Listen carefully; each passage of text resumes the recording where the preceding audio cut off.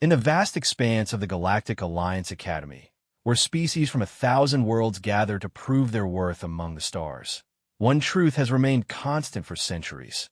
Humans are considered the weakest link in the cosmic chain. They lack the telepathic abilities of the Centauri, the lightning-fast reflexes of the Vecron warriors, and the technological genius of the Crystalline Collective. But what the galaxy doesn't understand is that humanity's greatest strength has never been in matching what others can do. It's in doing what others cannot even imagine. And sometimes the most powerful weapon in the universe isn't advanced technology or supernatural abilities. It's the simple, primitive mark that every human carries on their palm. The lines that tell the story of a species that refused to give up, no matter the odds. Cadet Marcus Chun is about to teach the galaxy that lesson in the most spectacular way possible. What starts as cruel mockery in the Academy corridors will end with the entire Galactic Alliance reconsidering everything they thought they knew about the species they called the weaklings from Sol 3. Some scars make you weak. Others make you legendary. Marcus Chun pressed his palm against the cold metal scanner at the entrance of the Galactic Alliance Academy's main complex, watching as the blue light swept across his skin. The machine beeped twice, then displayed his identification in holographic letters that floated in the air like ghostly accusations. Human. Cadet. Third class. Probationary status. The words stung more than they should have. After 18 months at the Academy, Marcus had grown used to the constant reminders of his species' perceived inferiority, but they never stopped feeling like small cuts across his pride. He pulled his hand away from the scanner and tucked it into his jacket pocket, a habit he developed to hide what the other cadets called his primitive markings. The main corridor of the Academy stretched before him like a gleaming canyon of silver and blue, its walls lined with holographic displays showing the greatest achievements of the Galactic Alliance. Heroes from a dozen different worlds smiled down at him with expressions of noble determination. Centauri telepaths who had prevented wars with their mind-reading abilities. Vecron warriors whose lightning reflexes had saved entire colonies from asteroid impacts. Crystalline collective engineers whose technological marvels had revolutionized space travel. Not a single human face among them. Marcus walked quickly through the corridor, his soft-soled boots making barely a whisper against the polished floor. He had learned to move quietly through the Academy, to draw as little attention to himself as possible. It was easier that way, safer. The other cadets moved around him in small groups, their conversations creating a constant buzz of activity that seemed to flow around Marcus like water around a stone. The Centauri students communicated partially through telepathy, their spoken words accompanied by subtle mental exchanges that Marcus could only guess at. The Vecron cadets moved with predatory grace, their scaled skin shifting colors slightly with their emotions. The crystalline beings chimed softly as they spoke, their translucent bodies catching and reflecting the corridor's lights in mesmerizing patterns. And then there were the humans, all 12 of them in the entire Academy. Marcus spotted Sarah Kim near the message boards, her dark hair pulled back in a regulation style that made all the human cadets look like they were trying too hard to fit in. She was reading the daily assignments with the kind of intense concentration that came from knowing that one mistake could mean immediate expulsion. The human acceptance rate at the Academy was less than 1%, and the graduation rate was even lower. Chun, the voice that called his name, carried the particular tone of authority mixed with contempt that Marcus had learned to recognize instantly. He turned to see Instructor Vexai approaching, the Centauri's blue-tinted skin darker than usual, a sign of displeasure that all the students had learned to fear. Marcus snapped to attention, his spine straight, and his hands at his sides. Yes, Instructor. Vexai stopped directly in front of him, close enough that Marcus could smell the metallic scent that all Centauri carried. The instructor's large, dark eyes studied Marcus with the kind of penetrating gaze that suggested he was trying to read thoughts that weren't there to be read. You missed the morning formation, Vexai said, his words carrying the slight musical quality that made Centauri's speech sound like a song even when they were delivering criticism. I was in the medical bay, sir, Marcus replied, keeping his voice steady and respectful. Dr. Helix wanted to run additional scans on my neural pathways. It was true, though not the whole truth. Dr. Helix, one of the few crystalline faculty members who seemed genuinely interested in understanding human physiology, had been studying Marcus for weeks. Not because there was anything wrong with him, but because there was apparently something right with him that shouldn't have been possible. Vexai's expression shifted to what Marcus had learned to recognize as curiosity mixed with skepticism. And what did these scans reveal? Marcus hesitated. The truth was complicated, and complications were dangerous for human cadets who were already walking a tightrope of acceptance. Nothing conclusive, sir. Dr. Helix said the results were unusual. Unusual. Vexai repeated the word like he was tasting something unpleasant. In my experience, Cadet Shun, unusual results from humans typically indicate equipment malfunction rather than any exceptional qualities. The words hit Marcus like a physical blow, but he kept his expression neutral. Around them, other cadets had begun to take notice of the conversation. Marcus could see them slowing their pace, angling closer to listen. Nothing drew a crowd at the academy like watching a human get dressed down by an instructor. Yes, sir, Marcus said quietly. Perhaps, Vexai continued, his voice growing louder in a way that seemed calculated to draw more attention. You would care to demonstrate these unusual qualities for the class? The corridor had grown quieter now, conversations dying away as more cadets gathered to watch.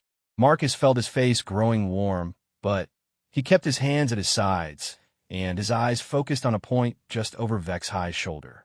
I don't understand what you mean, sir. Vexai smiled, an expression that looked predatory on his angular features. Show us your hands, Cadet Shen. The request sent a chill down Marcus's spine. His hands were the source of most of the mockery he endured at the academy, and he had spent months learning to keep them hidden whenever possible. But refusing a direct order from an instructor wasn't an option. Slowly, reluctantly, Marcus pulled his hand from his pockets and held them up, palms facing outward. A ripple of laughter ran through the gathered crowd. Marcus's palms, like those of all humans, were covered in a network of fine lines, the creases and ridges that other species found primitive and amusing. The lines were unique to each individual, as distinctive as fingerprints, but to the advanced species of the Galactic Alliance, they looked like crude scratches carved into flesh. Ah, yes, Vexai said, his voice carrying clearly through the corridor. The famous human palm prints. Such fascinating examples of evolutionary inefficiency. Tell me, Cadet Shun, what purpose do these primitive markings serve? Marcus felt his jaw clench, but he forced himself to remain calm. They help with grip strength, sir. The ridges provide additional traction. Grip strength, Vexai repeated, and the laughter from the crowd grew louder. How wonderfully basic. I suppose when one lacks telepathic abilities, enhanced reflexes, or technological integration capabilities, one must make do with improved grip strength. The humiliation burned in Marcus's chest like acid. He could see Sarah Kim in his peripheral vision, her face tight with sympathetic anger. The other human cadets had gathered closer, their expressions ranging from embarrassment to fury. But there was nothing any of them could do. Speaking up would only make things worse. However, Vexai continued, his tone shifting to something that might have been genuine curiosity. Dr. Helix's scans suggested that your particular palm prints might be exceptional. Would you care to explain why a crystalline doctor would find human grip enhancement markings worthy of detailed study? Marcus felt trapped. The truth was that he didn't fully understand what Dr. Helix had discovered. The scans had shown unusual energy patterns in his palms, patterns that the doctor claimed were unlike anything in the medical databases. But explaining that would only invite more questions, more scrutiny, more opportunities for humiliation. I don't know, sir, he said finally. Vexai nodded slowly, as if Marcus's ignorance confirmed everything he believed about human intelligence. Of course you don't. How could you? After all, understanding the significance of scientific discoveries requires a level of intellectual sophistication that The instructor's words were cut off by a sudden, sharp chiming sound that echoed through the corridor.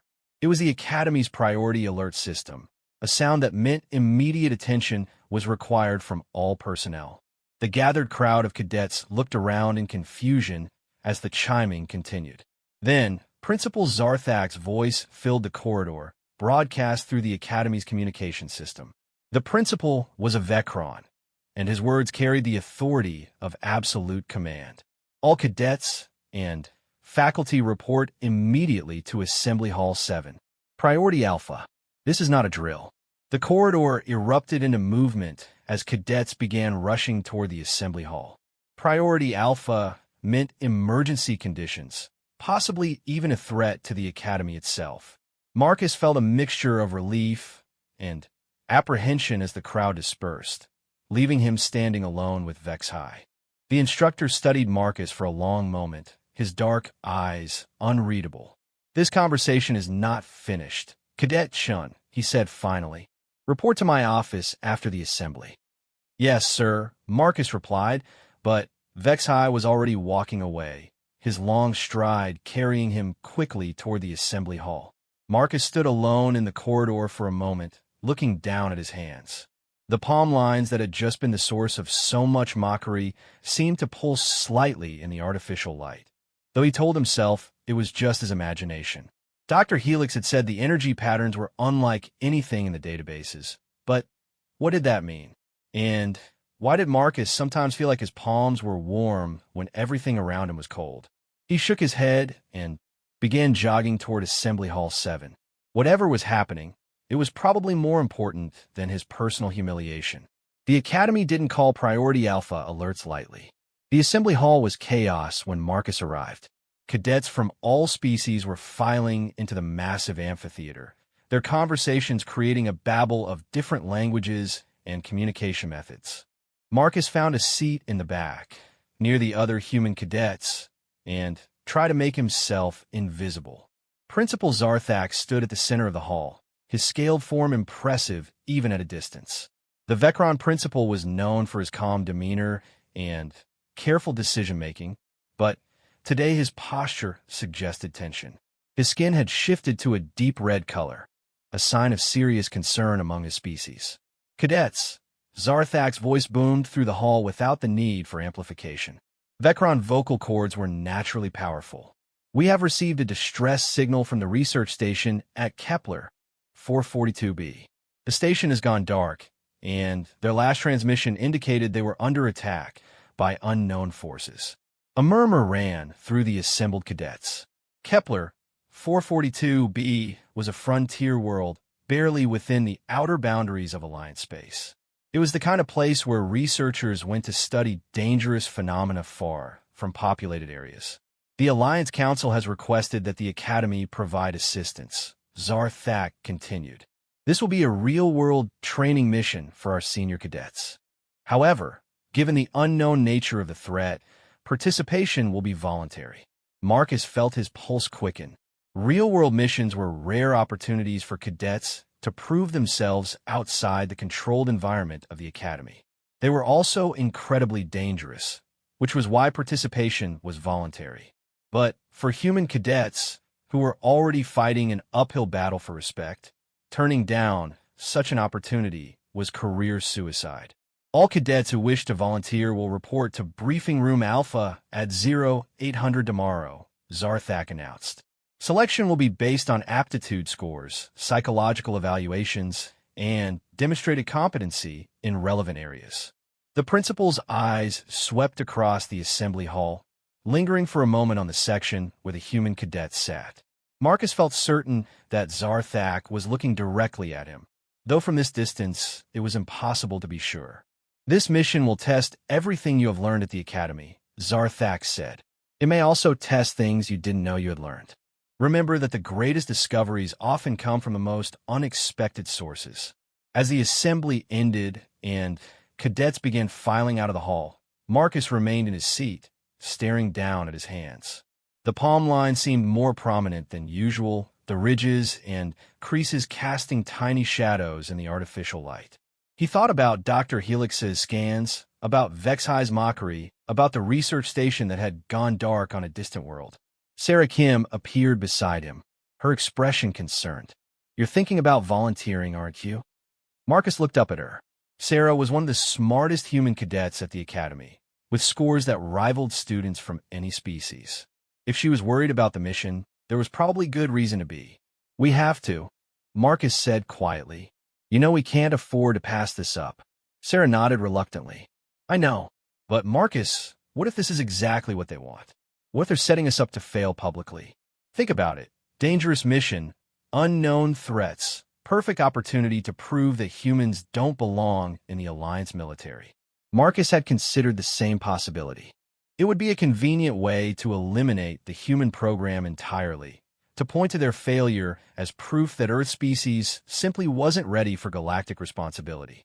But as he sat there in the emptying assembly hall, looking at the lines on his palms that everyone found so amusing, Marcus felt something he hadn't experienced in months at the academy. Not quite hope, but something close to it. "Maybe," he said finally, "or maybe it's our chance to prove them all wrong." Sarah studied his face for a long moment, then sighed. "You're going to volunteer regardless of what I say, aren't you?" Marcus smiled for the first time that day. "We both are. You know you can't resist a challenge any more than I can." As they walked out of the assembly hall together, Marcus kept his hands in his pockets. But for once, he wasn't hiding them out of shame. He was protecting them, like a secret weapon he wasn't ready to reveal. Tomorrow, he would volunteer for the mission. Tomorrow, he would take the first step toward either proving himself or destroying his career entirely. But tonight, in the quiet of his dormitory room, Marcus Chun would stare at his palms and wonder why they seemed to glow with a faint, warm light that he was sure hadn't been there before Dr. Helix's scans. The galaxy thought it knew what humans were capable of. Marcus was beginning to suspect that the galaxy was wrong. The alarm in Marcus's dormitory room buzzed at exactly 0530, pulling him from dreams filled with glowing palm lines and dark research stations. He had barely slept, his mind racing through everything that could go wrong with a mission volunteer process. But when he looked at his hands in the dim morning light, the faint glow he thought he had seen the night before was gone, leaving him wondering if it had been nothing more than wishful thinking. He dressed quickly in his standard cadet uniform, the gray and blue outfit that made all academy students look identical regardless of species. The uniform was designed to minimize differences, to focus attention on performance rather than biology. Marcus had always appreciated that philosophy, even if the reality rarely lived up to the ideal. The corridor outside his room was already busy with activity. Word about the volunteer mission had spread quickly through the academy's social networks, and cadets were discussing the opportunity in excited clusters. Marcus noticed that most of the conversations fell silent when he passed, not out of respect, but out of the assumption that humans wouldn't be seriously considered for such an important assignment. Briefing Room Alpha was located in the Academy's strategic wing, a section normally reserved for advanced tactical courses and classified discussions. Marcus had only been inside the wing once before, during his initial orientation tour, and the security checkpoints made him nervous. Each scanner seemed to linger longer on his identification, as if the systems were surprised to find a human with clearance for this area. When he arrived at the briefing room, Marcus was surprised to find it already half full. The Academy had over 3,000 cadets from dozens of species, but apparently only a select group had received permission to volunteer. He recognized most of the faces, top students from various programs, cadets with distinguished family histories, and the kinds of overachievers who made the Academy's promotional materials. And in one corner, looking as out of place as Marcus felt, sat the other human cadets who had chosen to volunteer. Sarah Kim caught his eye and gestured to an empty chair beside her. As Marcus made his way across the room, he noticed the subtle shift in body language that his presence created. Conversations didn't stop, but voices lowered. Eyes tracked his movement with the kind of attention usually reserved for curiosities or potential threats. "Nervous?" Sarah asked quietly as Marcus sat down. "Terrified," he admitted, keeping his voice low enough that only she could hear. The room continued to fill with cadets representing the Academy's elite.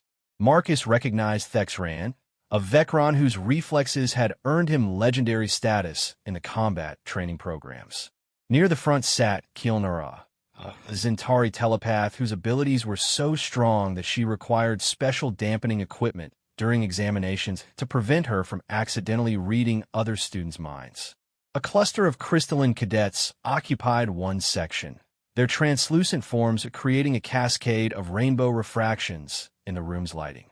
At exactly 0800, the briefing room doors sealed with a soft hiss, and Principal Zarthak entered accompanied by two figures that made Marcus's pulse quicken. The first was Commander Raynox, the Academy's head of tactical operations and a legend in Alliance military circles. The second was someone Marcus recognized from news broadcasts but had never seen in person, Admiral Kethvar, the highest-ranking Vecron in the Alliance fleet and a hero of the Sigma Draconis conflict. The presence of such high-ranking officers meant this mission was far more serious than Marcus had anticipated. "Cadets," Commander Raynox began, her voice carrying the crisp authority of someone accustomed to being obeyed without question. "You are here because your records indicate exceptional potential. However, potential means nothing in real combat situations. This mission will test not only your training, but your ability to adapt to circumstances that no simulation can prepare you for." A holographic display materialized above the briefing table, showing a three-dimensional model of a planetary system. Marcus recognized it as the Kepler 442 system, but the level of detail was far beyond what was available in standard Academy databases. Research Station Omega-7 was established on Kepler 442b 3 years ago. Admiral Kethvar continued, his deep voice filling the room effortlessly. The station's mission was to study quantum fluctuation phenomena in the planet's unique electromagnetic field. 47 researchers and support staff, representing 12 different Alliance species, were stationed there. The holographic display zoomed in on the planet, revealing a world of swirling purple and gold clouds surrounding a surface dotted with crystalline formations. It was beautiful and alien, the kind of place that reminded viewers why deep space exploration captured the imagination of so many species. 72 hours ago, Station Omega-7 transmitted their final routine report, Commander Raynox said. 24 hours later, they sent a priority distress signal indicating they were under attack by unknown forces.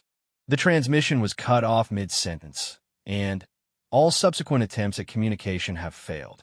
The holographic display shifted to show the research station itself, a collection of interconnected domes and towers that looked like metallic flowers blooming on the alien landscape. Even in the recording, Marcus could see that several sections of the station showed signs of damage. Long-range scans indicate that the station's main power core is still functioning, which suggests that at least some of the facility remains intact, Admiral Kethvar explained. However, we've detected no life signs, no communication signals, and no signs of normal operational activity. Marcus felt a chill run down his spine. Whatever had happened to the research station, it had been sudden and complete. 47 people didn't simply vanish without a trace.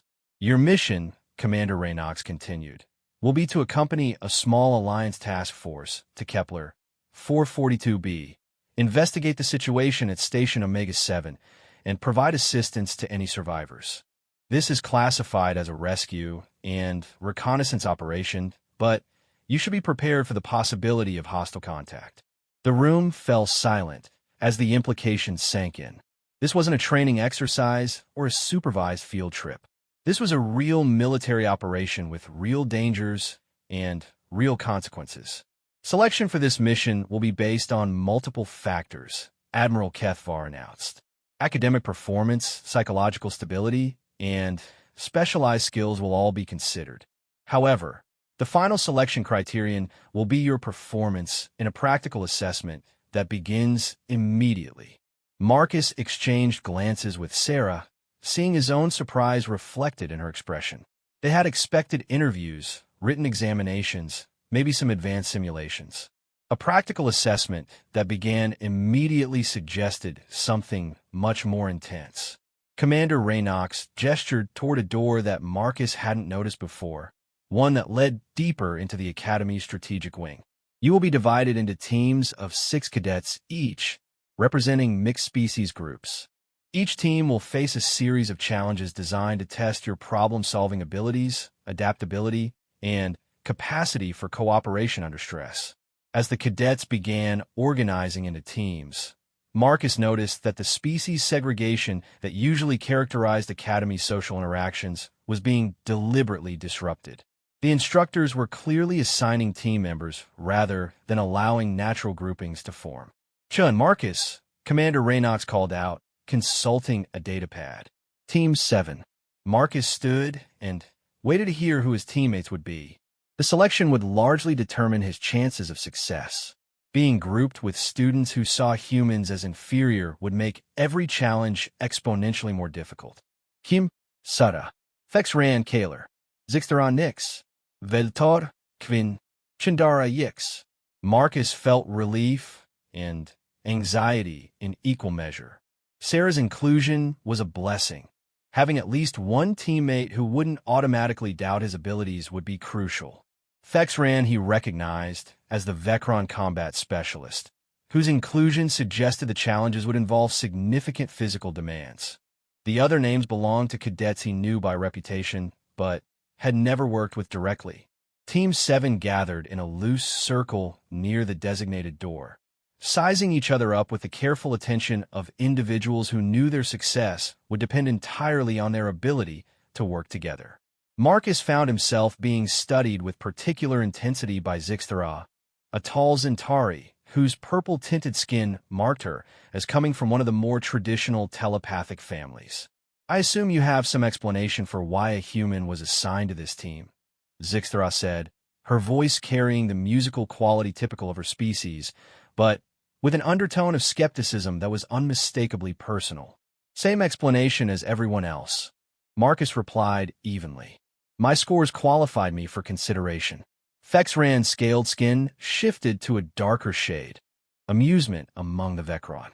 Scores on Academy examinations are one thing. Performance under real pressure is something else entirely. Marcus was saved from having to respond by Commander Raynox's voice cutting across the room. "Teams will proceed through the assessment course individually. Team 7, you're first." The door slid open to reveal a corridor that stretched into darkness beyond the reach of the room's lighting. As Team 7 approached the threshold, Marcus noticed that the walls of the corridor seemed to be made of the same material as the Academy's most advanced simulation chambers. Whatever challenges awaited them would likely involve technology that could create realistic environments and scenarios. "Remember," Admiral Kethvar called out as they prepared to enter, "this assessment isn't about individual excellence. It's about team effectiveness. The mission you're volunteering for will require absolute trust and cooperation among species that have historically had significant differences. Prove that such cooperation is possible." The corridor beyond the door was longer than Marcus had expected, and as they walked deeper into the Academy's hidden sections, emergency lighting activated automatically to guide their way. The walls were lined with sensors and monitoring equipment, making it clear that their every move was being recorded and analyzed. "Interesting," Veltar commented, the crystalline cadet's voice carrying the harmonic overtones that made her species sound like living music. "The sensor arrays are monitoring biometric data, neural activity, and electromagnetic field fluctuations. They're not just watching what we do, they're measuring how we feel about it." Marcus instinctively pulled his hands closer to his body. If the sensors were monitoring electromagnetic fields, they might detect the same unusual energy patterns that Dr. Helix had discovered. He wasn't ready for that information to become public, especially not in front of teammates who already doubted his capabilities. The corridor ended at a massive circular chamber with walls that seemed to extend upward beyond the reach of the lighting. As Team 7 entered the chamber, the door sealed behind them with a finality that made Marcus's stomach tighten. They were committed now, for better or worse. "Welcome to Assessment Chamber Alpha," a voice announced from hidden speakers. Your first challenge is environmental adaptation. You have 30 minutes to solve the puzzle before you. Failure to complete the challenge within the time limit will result in elimination from mission consideration. The chamber's lighting suddenly intensified, revealing their surroundings in sharp detail. They were standing on a circular platform in the center of what appeared to be a vast canyon. Bridges of various designs stretched across the chasm, leading to different platforms that held objects Marcus couldn't identify from this distance. The walls of the canyon were covered in symbols and markings that seemed to shift and change when viewed directly. A three-dimensional puzzle, Chindara observed the small crystalline cadet's form sparkling with excitement. We need to reach each platform and retrieve the objects, but the bridges appear to be unstable or conditional. Fexran was already moving to the edge of their platform, his enhanced Vecron reflexes allowing him to test the first bridge without committing his full weight. This bridge responds to pressure, he reported. Too little weight, and it won't support you. Too much, and it collapses. But pressure from what? Sarah asked, studying the structure with the analytical intensity Marcus had seen her apply to complex engineering problems. Physical mass, electromagnetic fields, or something else entirely? As the team began testing different approaches to the bridges, Marcus found himself studying the symbols on the canyon walls. There was something familiar about the patterns, something that made his palms tingle with warmth. Without thinking, he pressed his hands against the nearest wall. The symbols immediately brightened, and a new bridge materialized across the chasm. "How did you do that?" Zixtara demanded, her skepticism replaced by genuine surprise. Marcus stared at his palms, which were now glowing with the same faint light he had noticed the night before. The glow was subtle but unmistakable, and the warm, tingling sensation was growing stronger. "I don't know," he said honestly. "I just touched the wall." Veltar moved closer, her crystalline form refracting the light from Marcus's palms into complex patterns. "Fascinating. Your bioelectric field is interacting with the chamber's systems in a way that wasn't anticipated by the designers." "That's impossible," Chindara protested. "Humans don't have significant bioelectric capabilities. Their electromagnetic signatures are negligible compared to most Alliance species." But Marcus was no longer listening to the debate. His attention was focused on the symbols, which seemed to be responding to his presence by rearranging themselves into new patterns. And somewhere in the back of his mind, he was beginning to understand what those patterns meant.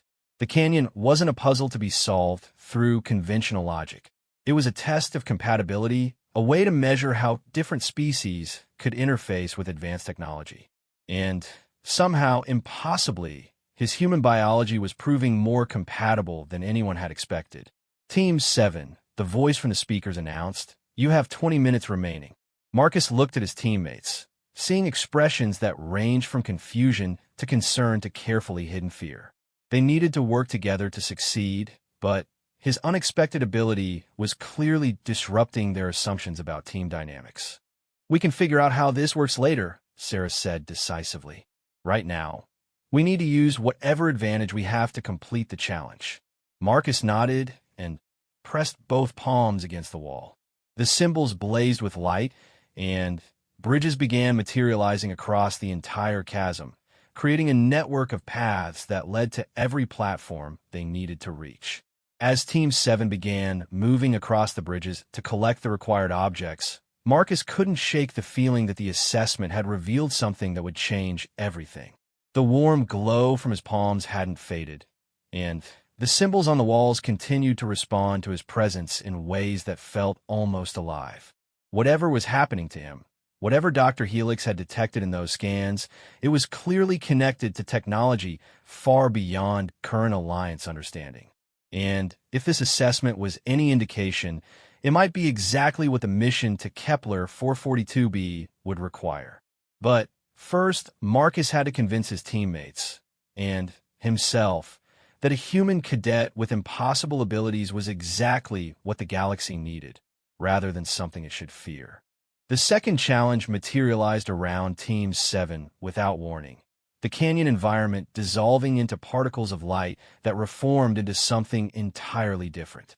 Marcus found himself standing in what appeared to be the command center of a starship, complete with control panels that hummed with electronic activity and view screens showing the star-filled darkness of deep space.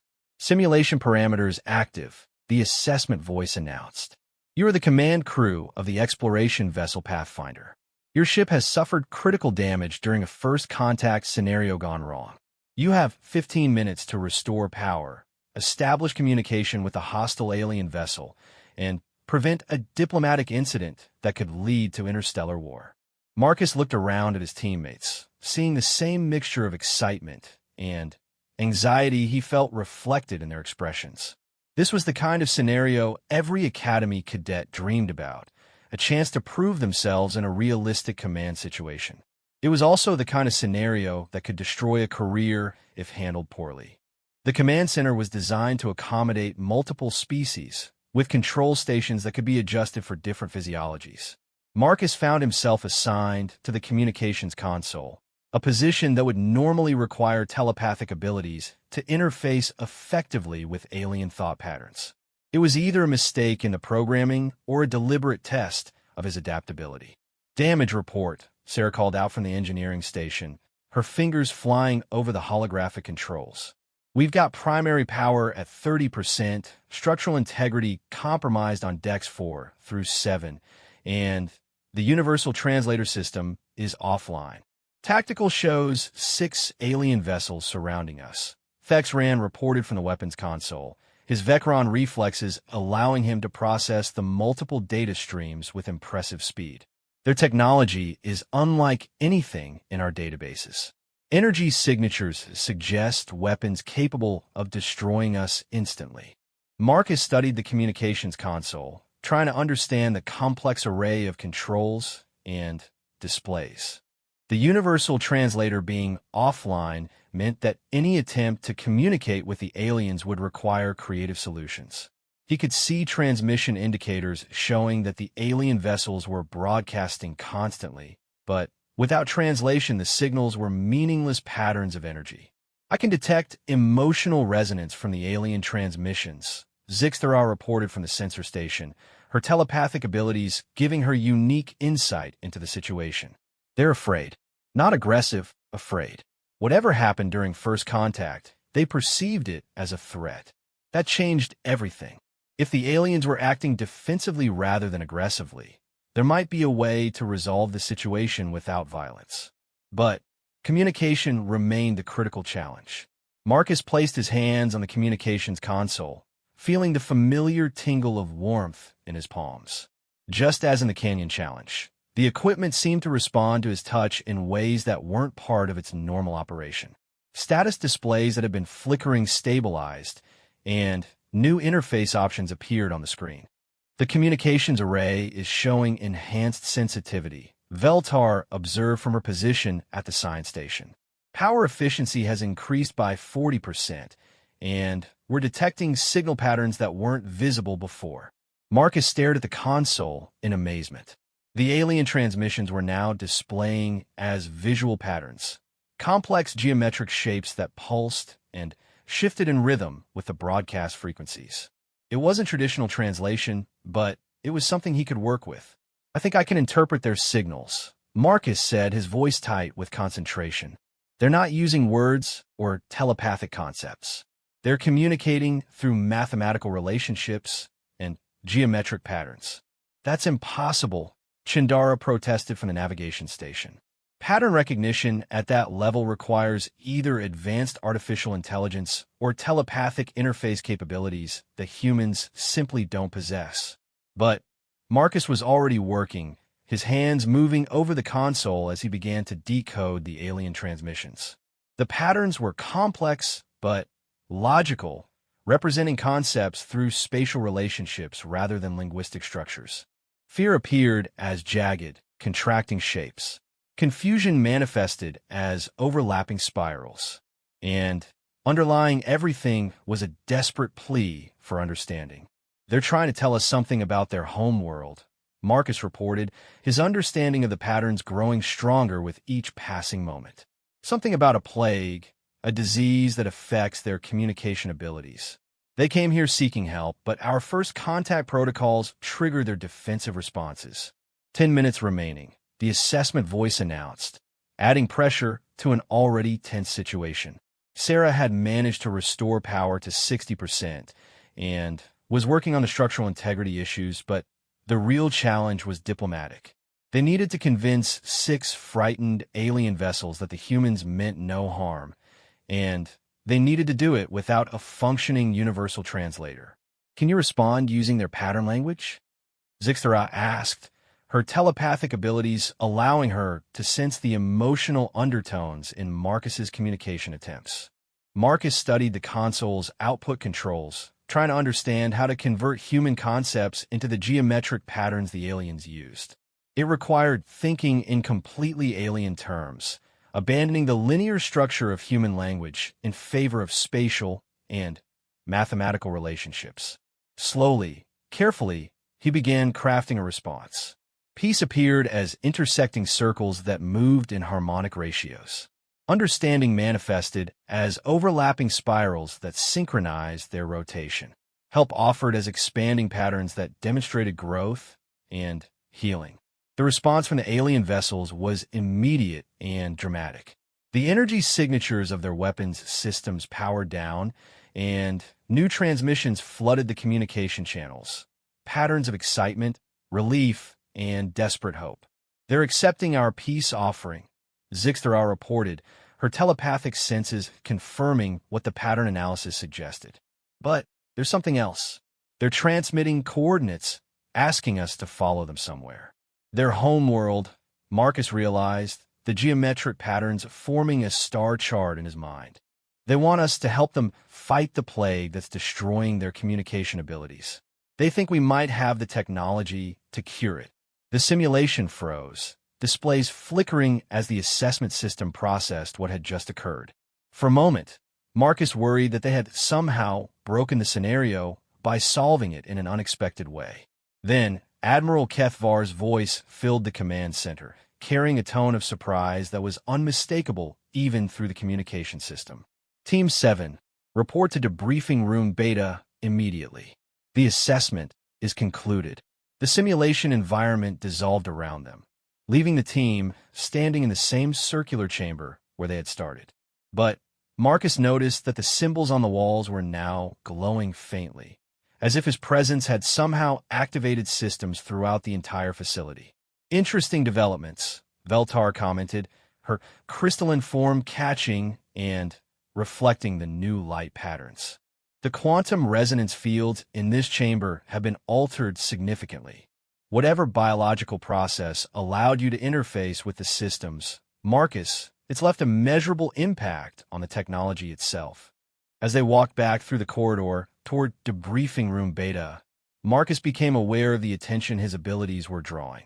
The other team members were studying him with expressions that ranged from curiosity to concern, and he could see questions forming that he wasn't sure he was ready to answer.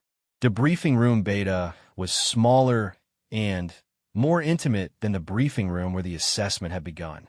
Admiral Kethvar was there, along with Commander Raynox, and someone Marcus hadn't seen before, an elderly crystalline being whose translucent form was shot through with veins of silver light. "Team 7, Admiral Kethvar began. Your performance in the assessment was unprecedented. You solved both challenges in ways that weren't anticipated by the scenario designers, achieving results that exceed the parameters we thought possible.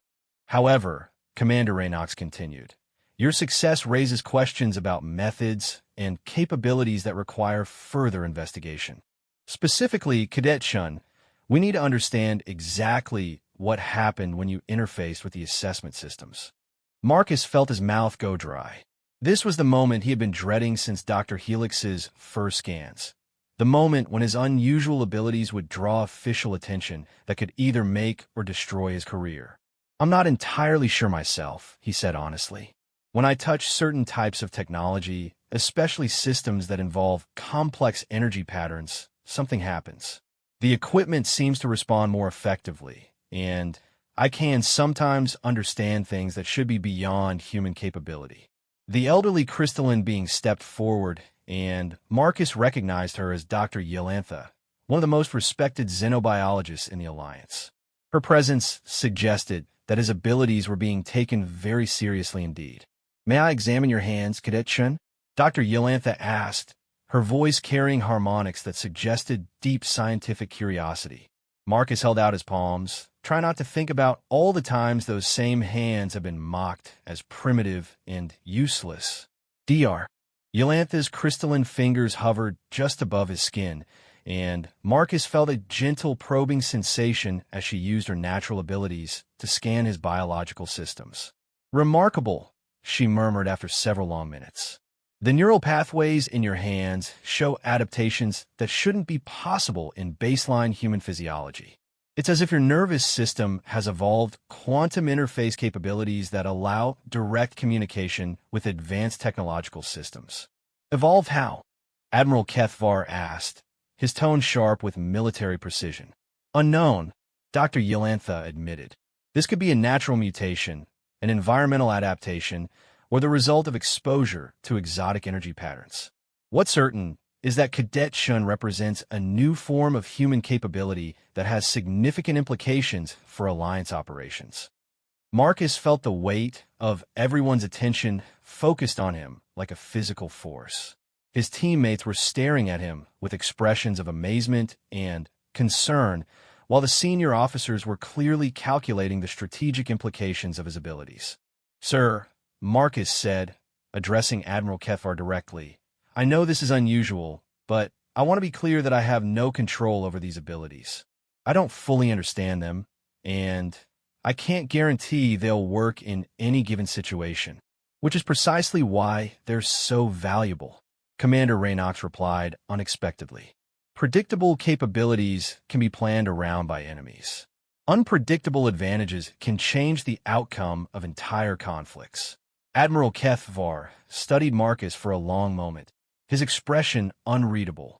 When he finally spoke, his words carried the weight of a decision that would reshape Marcus's entire future. "Team 7 is hereby assigned to the Kepler 442b mission," he announced. "You will depart in 48 hours aboard the Alliance cruiser Endeavor, under the command of Captain Torval. Your primary mission remains rescue and reconnaissance, but given the unusual capabilities we've discovered, you may be asked to investigate technology-related aspects of whatever happened to Research Station Omega-7. Marcus felt a mixture of excitement and terror that made his hands shake. This was everything he had hoped for and everything he had feared, wrapped into a single moment that would determine whether his unusual abilities were a blessing or a curse. However, Admiral Kethvar continued, "The existence of Cadet Chen's abilities is now classified information. You will discuss this matter with no one outside of mission personnel, and all future research into human quantum interface capabilities will be conducted under strict security protocols." The debriefing concluded with logistical details about departure times, equipment assignments, and mission protocols, but Marcus barely heard any of it. His mind was focused on the glowing lines in his palms and the growing certainty that whatever had happened to the research station on Kepler 442b, his unusual abilities were somehow connected to it. As Team 7 left the debriefing room, Sarah fell in a step beside him. "Are you ready for this?" she asked quietly. Marcus looked at his hands, watching the faint glow pulse in rhythm with his heartbeat. For the first time since arriving at the academy, he felt like he might actually belong among the stars. "No," he said honestly, "but I think that might be exactly why I need to go." The next 48 hours would pass in a blur of preparation, briefings, and medical examinations as the Alliance military machine swung into action. But Marcus knew that the real test was still ahead of him, waiting on a distant world where 47 researchers had vanished without a trace. Whatever secrets Research Station Omega-7 held, Marcus was beginning to suspect they would require exactly the kind of impossible human abilities that had been mocked and dismissed for so long. The galaxy was about to discover that sometimes the most primitive species carried the most advanced capabilities. And Marcus Chun was about to learn whether his glowing palms marked him as humanity's greatest asset or its most dangerous liability. The Alliance cruiser Endeavour was a masterpiece of interstellar engineering, stretching nearly 2 kilometers from bow to stern and capable of housing 3,000 crew members from dozens of different species. Marcus had studied ships like this in his academy courses, but seeing one in person was entirely different. The vessel hummed with barely contained power, its hull gleaming with a silver-blue alloy that could withstand the stresses of faster-than-light travel. Team 7 had been assigned quarters in the ship's Cadet section, a series of interconnected rooms designed to accommodate mixed-species groups during training missions. Marcus found himself sharing space with Thexran, whose Vecron physiology required slightly higher temperatures and humidity levels than standard human comfort zones. The environmental controls were constantly adjusting, creating a subtle reminder that he was now operating in truly alien territory. The journey to Kepler 442b would take 18 days at maximum safe acceleration, plenty of time for the team to review mission parameters, study the research station's technical specifications, and undergo additional training with Alliance military personnel. But Marcus found it difficult to concentrate on the formal preparations when his hands seemed to glow more brightly with each passing day. Dr. Yelantha had set up a temporary research lab in one of the ship science sections, and Marcus spent several hours each day undergoing tests and examinations that grew more complex and mysterious. The crystalline scientist was clearly fascinated by his abilities, but also increasingly concerned by what she was discovering. The quantum resonance patterns in your neural tissue are evolving, she explained during their 5th day aboard the Endeavour. Whatever mechanism allows you to interface with advanced technology, it's not stable. It's growing stronger. Marcus studied his palms in the laboratory's specialized lighting. The glow was now visible even in normal illumination, creating intricate patterns that seemed to shift and pulse with his heartbeat. More disturbing was the fact that the glow was beginning to extend up his arms, following the pathways of his nervous system like luminous roadmaps. Is it dangerous? Marcus asked, though he wasn't sure he wanted to know the answer. Unknown, Dr. Yelantha admitted. We're dealing with biological processes that have never been documented in any species. The energy patterns your body is generating are similar to those found in the most advanced quantum computers, but they're organic rather than artificial. In some ways, you're becoming a living interface between biological consciousness and technological systems. The implications were staggering. If Marcus was somehow evolving into a natural quantum interface, it could revolutionize how species interacted with technology throughout the galaxy. But it could also mean he was losing his essential humanity in ways that might prove irreversible.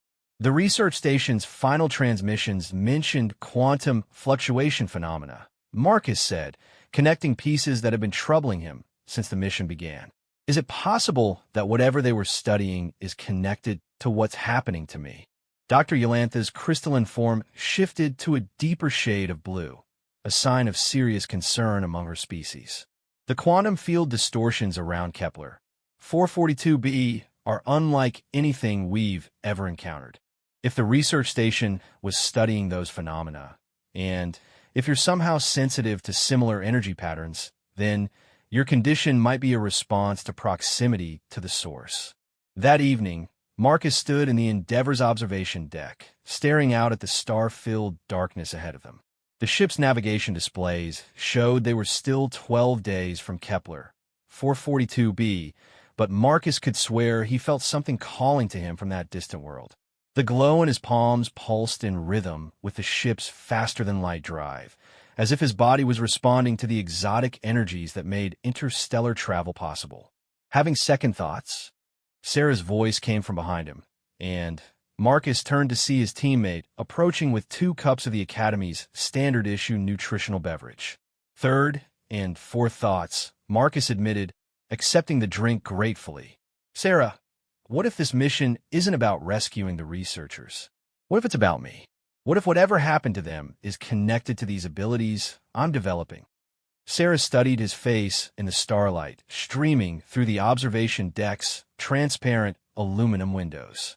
You think the Alliance knows more than they're telling us? I think they know exactly what they're sending me into, Marcus replied. Dr. Yolantha's tests aren't just about understanding my abilities. They're about understanding how those abilities might be useful on Kepler 442b specifically. Their conversation was interrupted by the arrival of Captain Torval, the Endeavor's commanding officer. The Vecron captain was a veteran of multiple deep space missions, with the kind of steady demeanor that inspired confidence in dangerous situations. But Marcus noticed that the captain's scales had shifted to a darker hue, a sign of concern that was difficult for non-Vecron to detect. Cadets, Captain Torval said, his voice carrying the authority of absolute command. I need to speak with you about developments that have arisen since our departure from the Academy. Marcus felt his stomach tighten. Developments during faster-than-light travel usually meant problems that couldn't be solved with conventional solutions. We've received additional intelligence about Research Station Omega-7, the captain continued. Long-range sensor sweeps have detected artificial structures on the planet's surface that weren't there when the station was established. Large-scale construction that appears to incorporate both Alliance technology and something else entirely. Sarah set down her drink with hands that weren't quite steady. Someone built something using the research station's equipment, or something used the research station's equipment to build itself. Captain Torval replied grimly.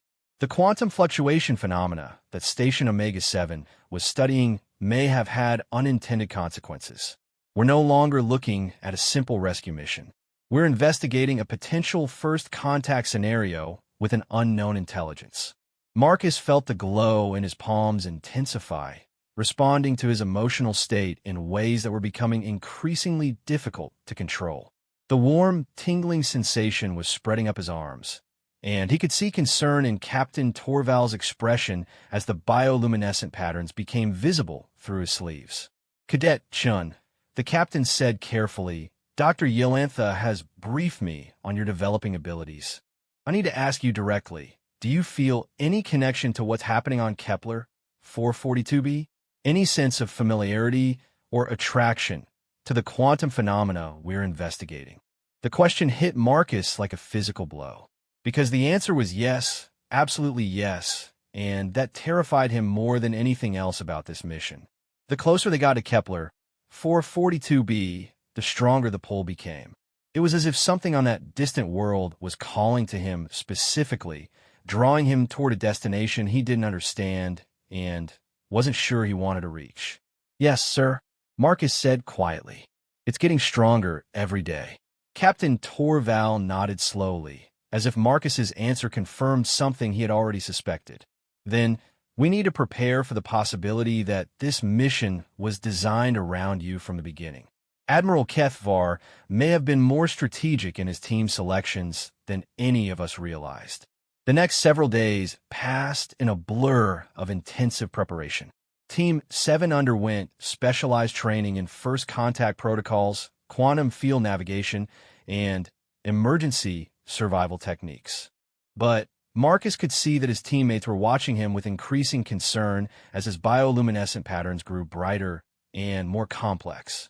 Zixtara was the first to voice what everyone was thinking. During a training session in the ship's simulation center, she pulled Marcus aside and spoke with the directness that telepaths often preferred. Your quantum resonance patterns are affecting the ship's systems, she said bluntly. The navigation computers are showing increased efficiency when you're on a bridge, but the effect is unpredictable. Some crew members are starting to wonder if you're a security risk. Marcus had noticed similar phenomena himself. Equipment seemed to respond more effectively when he was nearby, but he had no control over the effect. It was as if his very presence was altering the quantum fields that advanced technology relied upon. What do you think?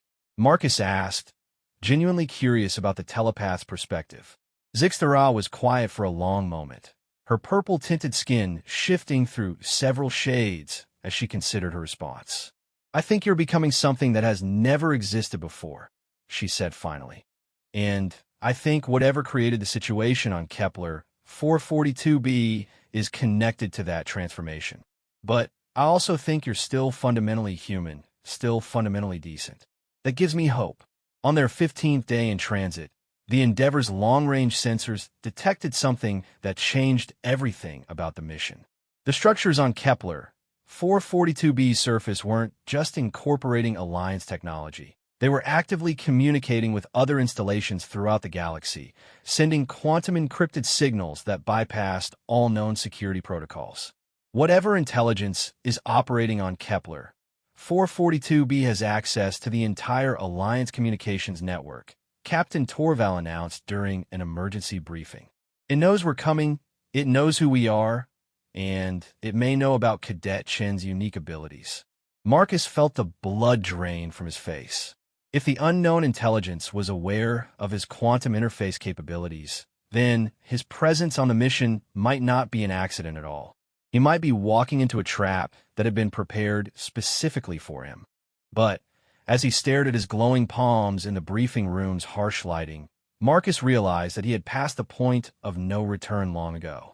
Whatever was waiting on Kepler 442b, whatever had happened to the 47 researchers, whatever had built those mysterious structures, it was all connected to the abilities that made him unique in the galaxy.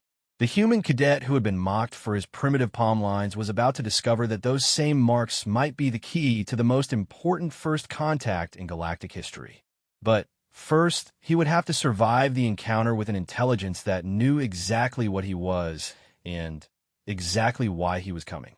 3 days from Kepler 442b, Marcus stood in his quarters and watched his reflection in the mirror. The bioluminescent patterns now covered his arms from fingertips to shoulders, creating intricate designs that pulsed with mathematical precision. He looked like a living circuit diagram, a human transformed into something that belonged as much to the quantum realm as to biological reality. Tomorrow, they would enter the Kepler 442 system. Tomorrow, he would learn whether his transformation was a gift that could save 47 lives, or a weapon that an alien intelligence had been preparing to use against the galaxy itself. Either way, Marcus Chun was no longer the frightened cadet who had hidden his hands in shame. He was becoming something new, something unprecedented, something that might redefine what it meant to be human among the stars. The galaxy had mocked humanity's primitive biology for too long. It was time to show them that evolution hadn't finished with the species from Sol 3. The Kepler 442 system emerged from faster-than-light travel like a jewel box opening in the darkness. Kepler 442b hung in space ahead of them, its purple and gold atmosphere swirling around a surface that sparkled with artificial lights. But what drew every eye on the Endeavor's bridge were the structures that hadn't existed 3 years ago when Research Station Omega-7 was established. Crystalline spires stretched from the planet's surface into the upper atmosphere, their faceted surfaces catching and reflecting the system's twin suns in ways that created rainbow patterns visible even from orbit. The structures were beautiful and alien, but they were also massive. Each tower was kilometers tall and wide enough to house entire cities. Long-range scans confirm artificial construction, the Endeavor science officer reported, her crystalline voice harmonizing with uncertainty. The structures incorporate Alliance technology, but the fundamental architecture is unlike anything in our databases. Power signatures suggest they're drawing energy directly from the planet's quantum field fluctuations. Captain Torval studied the tactical displays with the careful attention of a commander who knew he was facing something unprecedented. Any response to our arrival? Negative, the communications officer replied. However, quantum flux readings throughout the system have increased by 40% since we dropped out of FTL. Whatever built those structures knows we're here. Marcus stood at the back of the bridge, trying to control the violent pulsing of the bioluminescent patterns on his arms. The moment they had entered the system, his quantum interface abilities had gone into overdrive. He could feel the alien structures calling to him, their exotic energy signatures resonating with something deep in his transformed nervous system. Cadet Chun, Captain Torval called out, report to the tactical station. I need to know what your enhanced senses are detecting. Marcus approached the tactical console with hands that glowed so brightly they cast shadows on the bridge's subdued lighting. The moment he touched the interface, displays throughout the bridge shifted and brightened, showing detailed information that hadn't been available seconds before. The structures are alive, Marcus said, his voice tight with concentration as he interpreted the quantum data flowing through his consciousness. Not biological, but aware. They're composed of crystallized quantum fields that can process information and make decisions. And they're trying to communicate. The bridge fell silent except for the subtle hum of the ship's systems. Communication with the structures meant the possibility of peaceful contact, but it also meant that whatever intelligence had built them was actively engaging with the Alliance vessel. Can you understand their transmissions? Dr. Yelantha asked from her position at the science station, where she had been monitoring Marcus's quantum resonance patterns. Marcus closed his eyes and let his consciousness expand through the ship's sensors, reaching out toward the alien structures with abilities he was still learning to control. The contact, when it came, was like touching a live electrical current made of pure thought. Images flooded his mind. Memories of Research Station Omega-7, 47 researchers working diligently to understand quantum field fluctuations, and then something wonderful and terrifying happening all at once. The planet's quantum fields hadn't just been studied. They had been awakened, transformed from random energy patterns into something that could think and create and dream. They're not invaders, Marcus gasped, opening his eyes to find every person on the bridge staring at him with expressions ranging from amazement to fear. They're the planet itself. Kepler 442b became conscious when the researchers triggered a quantum cascade that spread awareness through the entire electromagnetic field matrix. Captain Torval's scales shifted to a deep red, the Vecron expression of extreme alarm. Are you saying the planet is alive? Alive and intelligent and desperate to communicate with other forms of consciousness, Marcus confirmed. The researchers aren't dead. They're integrated into the planetary awareness. They volunteered to become part of something larger when they realized what was happening. The implications were staggering. If Marcus was correct, they weren't looking at an invasion or a disaster. They were witnessing the birth of a new kind of life form, one that existed on a scale never before encountered in galactic history. However, Marcus continued, his voice growing troubled, the planetary consciousness is incomplete. It has access to the knowledge and memories of the integrated researchers, but it lacks the emotional and cultural context that comes from growing up as part of biological species. It's trying to learn, but it's making mistakes. As if responding to his words, the alien structures on the planet's surface began to pulse with coordinated light patterns. The Endeavor's communication systems activated automatically, and a voice filled the bridge, not alien, but human, speaking with the familiar accent of Dr. Patricia Hernandez, the research station's former director. Alliance vessel, this is Research Station Omega-7. We exist as part of something magnificent. Please, we need to show you what we've discovered. The transmission cut off, leaving the bridge crew staring at each other in stunned silence. Dr. Hernandez had been listed as one of the 47 missing researchers, but her voice had carried harmonics that suggested she was speaking through technology far beyond Alliance capabilities. Captain, Marcus said quietly, they're asking permission to bring me down to the surface. They say they need someone who can interface directly with quantum consciousness patterns. They say that's why my abilities have been developing, because the planetary awareness has been calling to me across interstellar distances. Captain Torval looked at Marcus for a long moment, clearly weighing the dangers against the unprecedented opportunity for communication with a new form of life. Absolutely not. We're not sending a cadet into an unknown situation involving consciousness integration with an alien intelligence. With respect, sir, Marcus replied, I don't think we have a choice.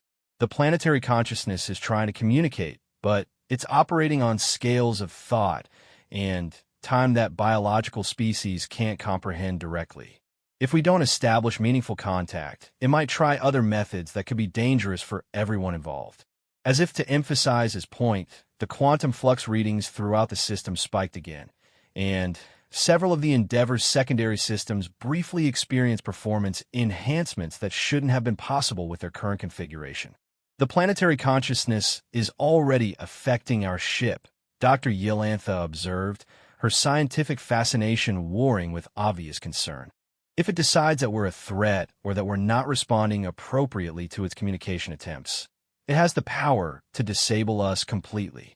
Team 7 spent the next 6 hours in intensive planning sessions, developing protocols for what might be the most important first contact mission in galactic history. The plan that emerged was risky, but elegant in its simplicity. Marcus would descend to the planet's surface in a specially shielded shuttle, accompanied by his teammates, and enough recording equipment to document everything that occurred.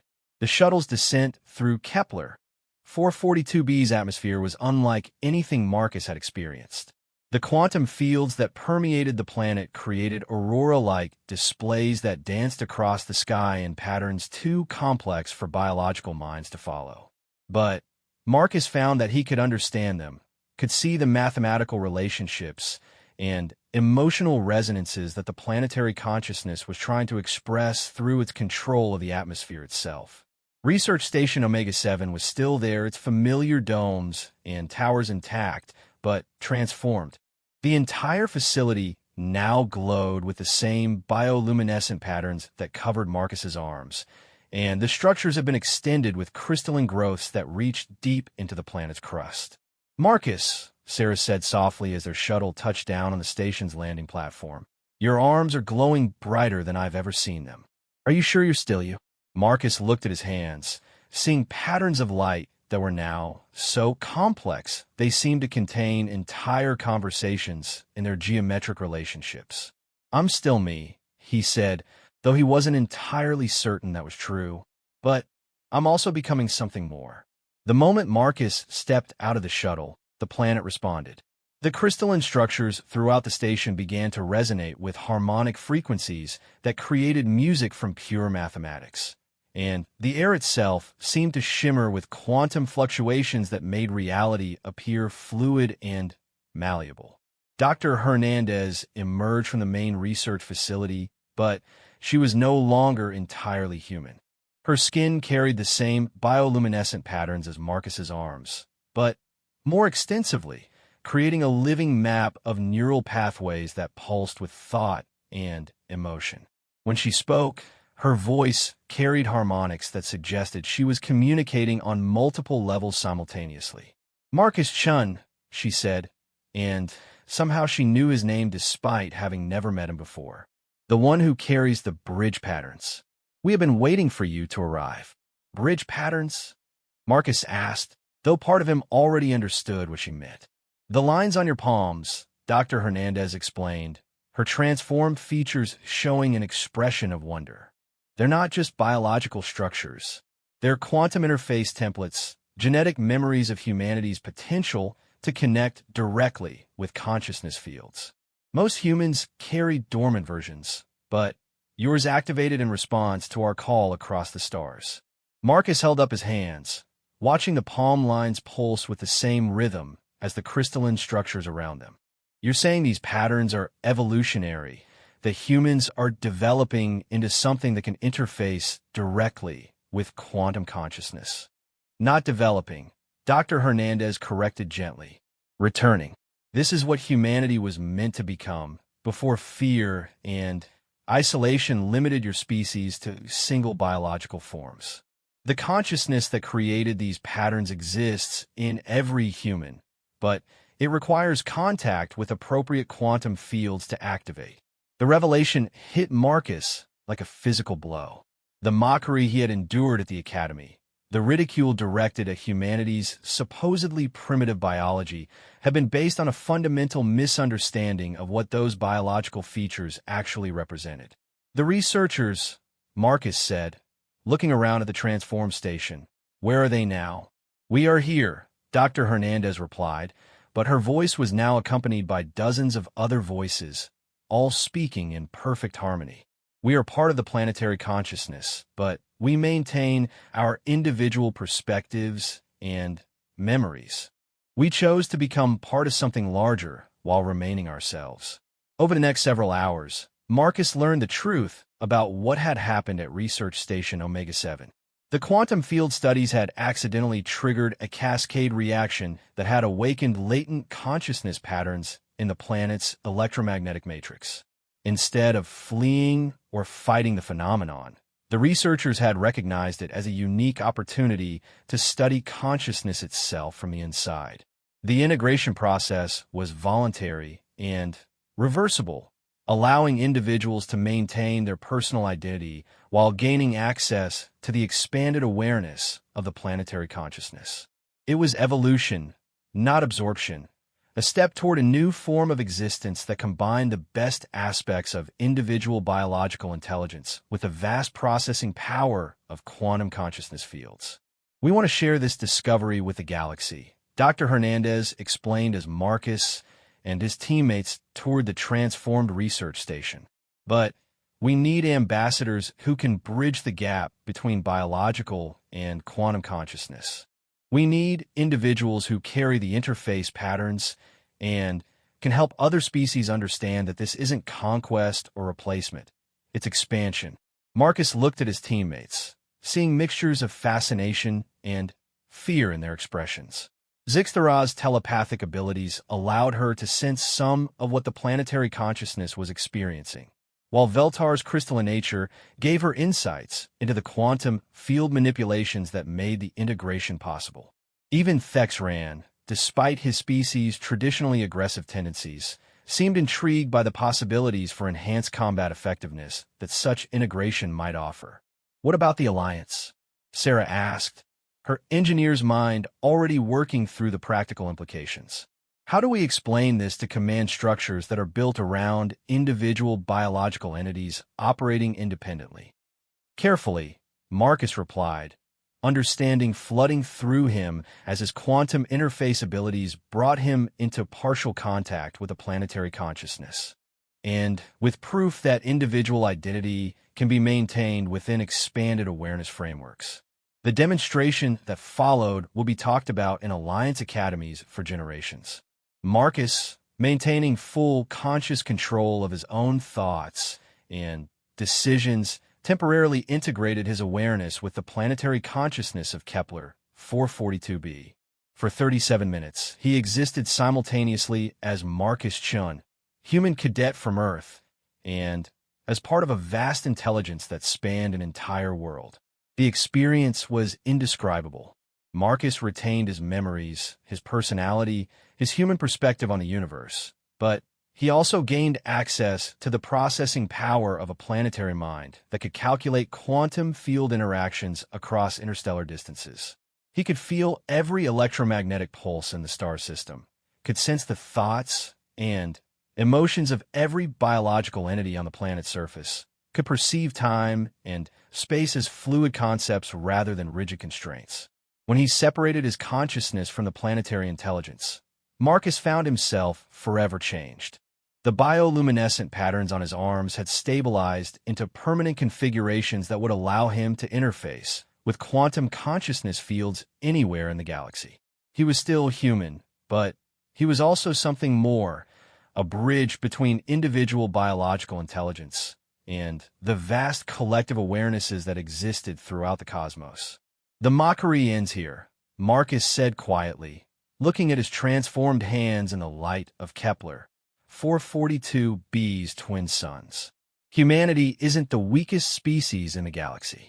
We're the interface species, the ones who can connect different forms of consciousness and help them understand each other."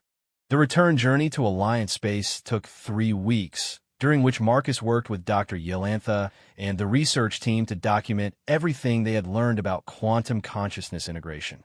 The data they brought back would revolutionize understanding of consciousness, evolution, and the possibilities for cooperation between radically different forms of intelligence. But the most important discovery wasn't scientific. It was social. When the Alliance Council reviewed the mission reports, they realized that humanity's role in galactic civilization needed to be completely reconsidered. The species they had dismissed as primitive and limited was actually the key to communicating with consciousness forms that existed beyond the boundaries of traditional biology. Marcus Chun returned to the Academy as something unprecedented, a human hero whose abilities were no longer mocked but celebrated. The palm lines that had been the source of so much ridicule became symbols of humanity's unique potential, and cadets from dozens of species competed for the opportunity to work with human teammates who might carry similar interface capabilities. But for Marcus, the real victory was simpler and more personal. Standing in the Academy's main corridor, watching younger cadets examine their own palms with wonder rather than shame, he knew that the age of human inferiority was over. The galaxy had learned that sometimes the most powerful abilities came in the most unexpected forms. The species from Sol 3 had found their place among the stars, not as warriors or telepaths or technological geniuses, but as the bridges that would connect consciousness itself across the vast distances of space and time.